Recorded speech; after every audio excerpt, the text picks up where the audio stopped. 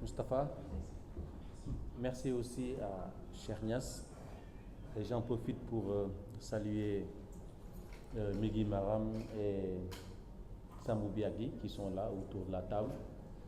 et dire qu'aujourd'hui c'est Pape Ndiaye qui est en prison et donc cela doit mobiliser toute la presse. Parce qu'en fait,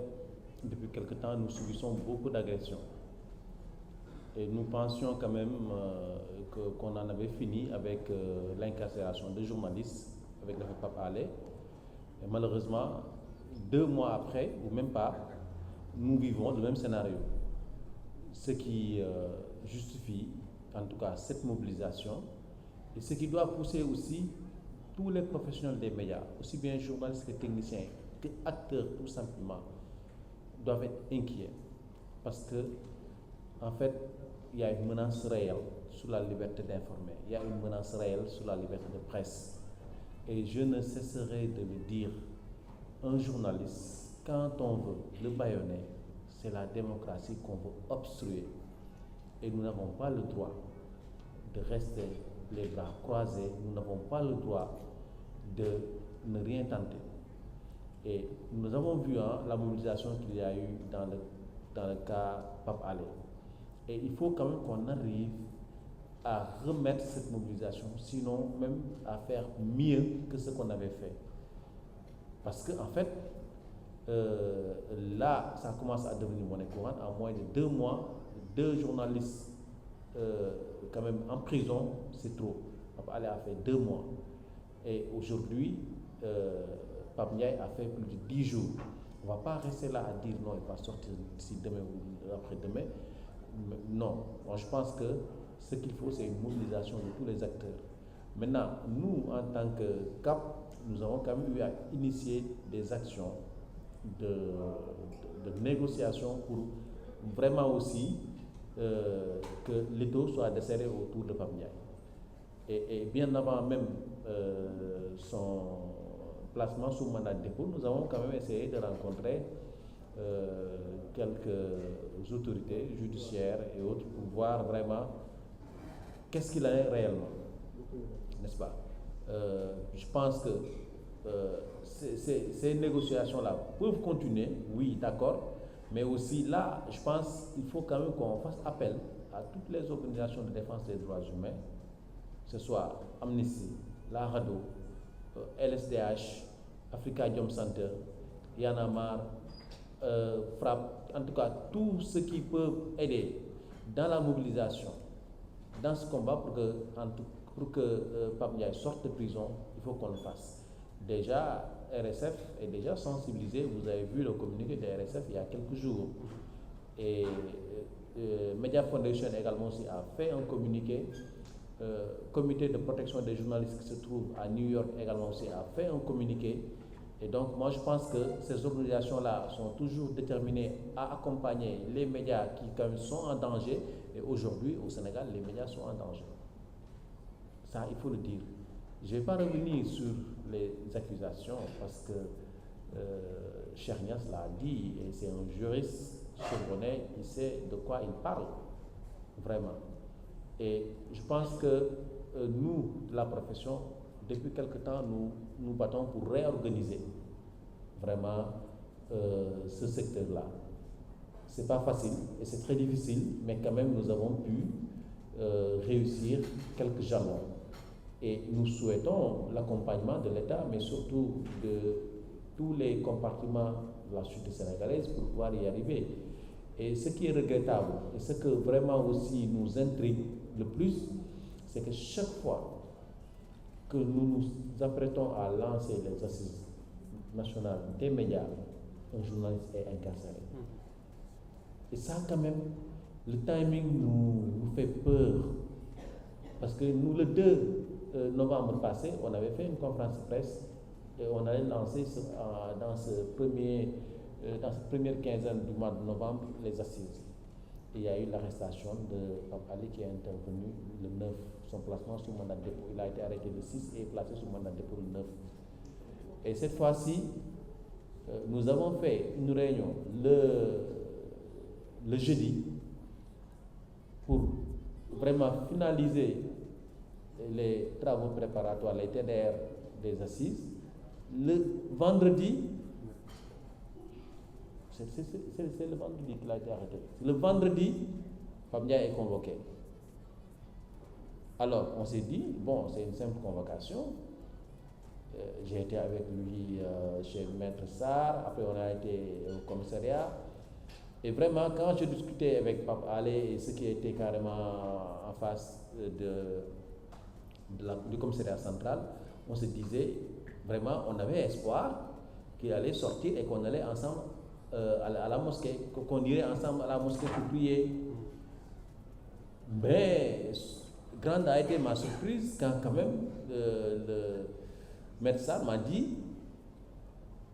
nous attendons toujours le feedback du parquet. Et finalement, le parquet, vers 15h, l'a placé sous mandat de dépôt. Et je me suis dit, mais c'est quoi le problème? C'est quoi le projet réellement? Surtout que si effectivement Pape Ndiaye a fauté, mais ils ont des possibilités que leur offre la loi, mais aussi notre profession. Parce que non seulement ils peuvent adresser à Moustapha Diop un droit de réponse, et Moustapha Diop est tenu de publier ce droit de réponse-là. Et il allait le faire, parce que je connais son professionnalisme. Et également aussi, si cela ne leur suffit pas, ils ont la possibilité de saisir le CORED, le Conseil pour le respect des règles éthiques et déontologie dans les médias au Sénégal. Et je vous rappelle, lors de l'installation du tribunal des pairs du CORED, c'était en 2014, le président était venu au King Fahd Palace et avait vraiment dit que désormais, si j'ai un litige, si j'ai un problème avec les journalistes, je vais saisir le CORED. Et vraiment, on l'attendait au mot. On voulait vraiment le prendre au mot. Mais depuis quelque temps quand même,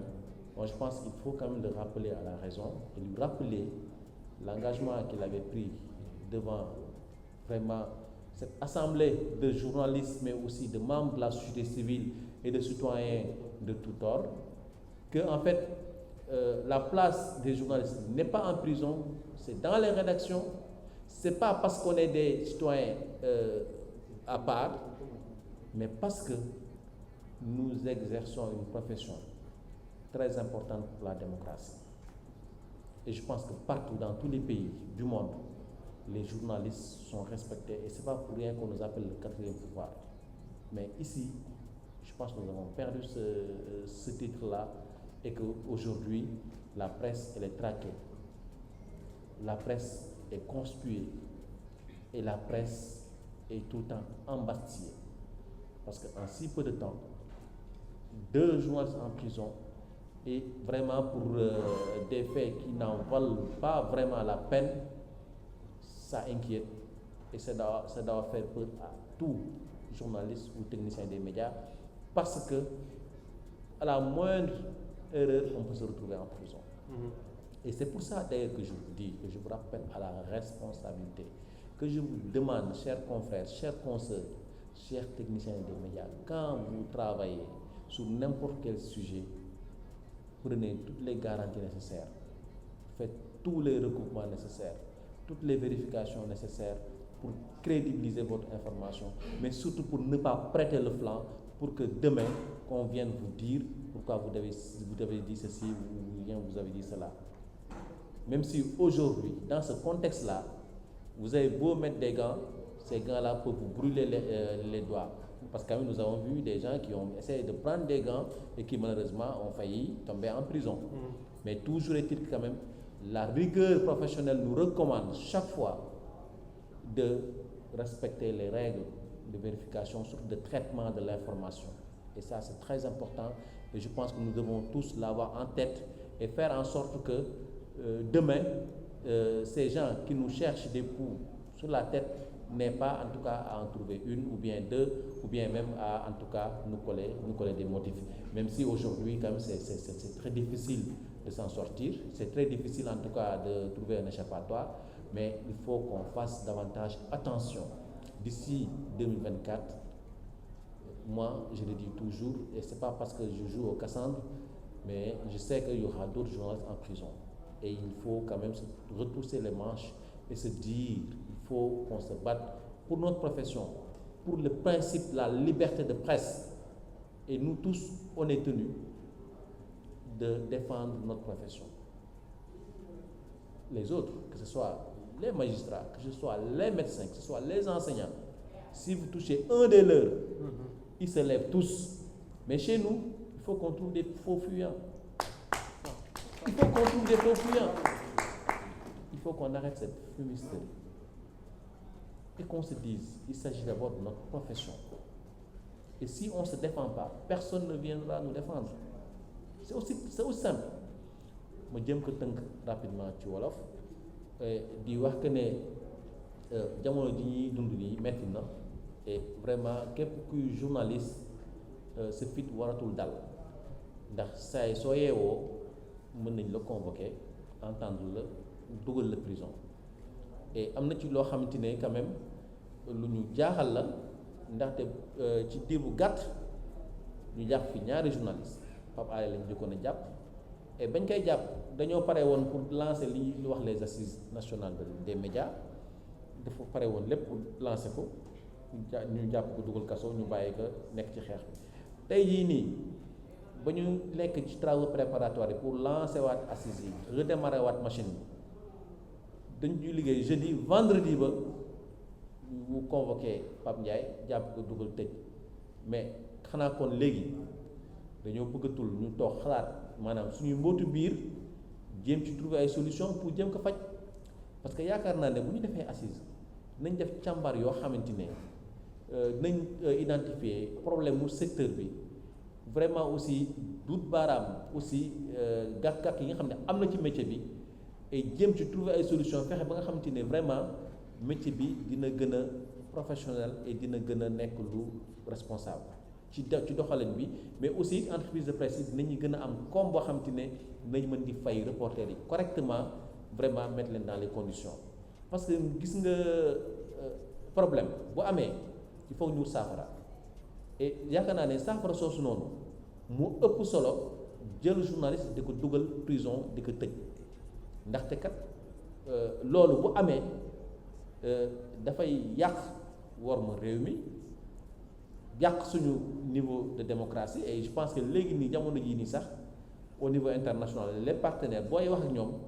dañ leen ne Sénégal de dafa am recul démocratique ci li ñuy wax maanaam liberté de presse et loolu quand même bu ñu la koy wax sa yaram day daw parce que sénégalais nga et ñaan nañu yàlla di am way bu ñaaw boobu noonu mais dañu ko teg et mënuñ ci dara ndaxte ñun fi mu nekk nii ñun ñuy xeex pour ñoŋal métier bi ñaan ñu yàlla ñuy tëj ay journalistes et puis aussi Cheikh Niass li mu wax man du ma ci ñëwaat parce que juste la et li muy wax xam na ko maîtriser na ko et Pape Ndiaye bu nañ ci ne dafa fauté mais muy magistrat yi di état bi mais waroon nañu mën a def lu ñuy wax droit de réponse parce que aussi mbir mi dafa am lu ko réglementé ñun nekkul ne métier boo xam te ne da ngay ñëw lay rek dugg ci biir non bu defee droit de réponse bu jébbal ko Moustapha Diop mii dina koy génne fa mu ko na mu ko war a génnee wala Pape Ndiaye ci boppam fi mu toogoon wax mu toogaat fa waxaat leneen ne carrément kat ni ma waxoon kat maa ngi jéggalu damaa juum parce que nit yi ñëppay juum duñu malaaka duñu yonent ay nit kese lañu waaw ay nit kese lañu et donc je pense que defoon droit de réponse boobu noonu Pape Ndiaye def ko Moustapha Diop mi def ko moo gënoon ne yenn maanaa jël nit xañ ko liberté xañ ko njabootam andil ko ay jafe-jafe parce que ku ne xam ne nekk ci prison et vraiment aussi it fekkente ne loolu doyu leen mënoon nañu it saisir ki nga xam ne mooy correct parce que ñun ñoo samp correct pour maanaam métier bi jalgat yi nga xam ne moom la confrère yi def correct di leen sanctionné mu am tribunal des pairs ay kàngam nekk fa ñoo xamante ne vraiment ay journalistes retraité lañu yàgg ci métier bi xam métier bi noo bindee xam nañ ko noo waxee xam nañ ko bu ñu leen saisiroon correct bu dee Pape Ndiaye dafa fauté dinañ ko daan gu metti même bu jaree ñu ne ko kat fii ak diir doo am carte nationale de presse wala fii ak diir doo taw waxati ci télé bi wala doo taw bindati nañ ko def et donc pour wax nañ que ne maanaam bu ñu defoon li ñu war a def saafara dina am te nit ki kenn du ko jéem a toroxal wala di ko jéem a xañ liberté parce que nag bu ñu waxee dëgg nag mbir mi Pape Ndiaye ni nga ko jàppee naan dañuy tijji information judiciaire ci loo xam ne wax nag ba mu jàll ñëpp gis ñëpp dégg nga ne da ngay tijji information judiciaire la ngay lijjanteeti looy wërati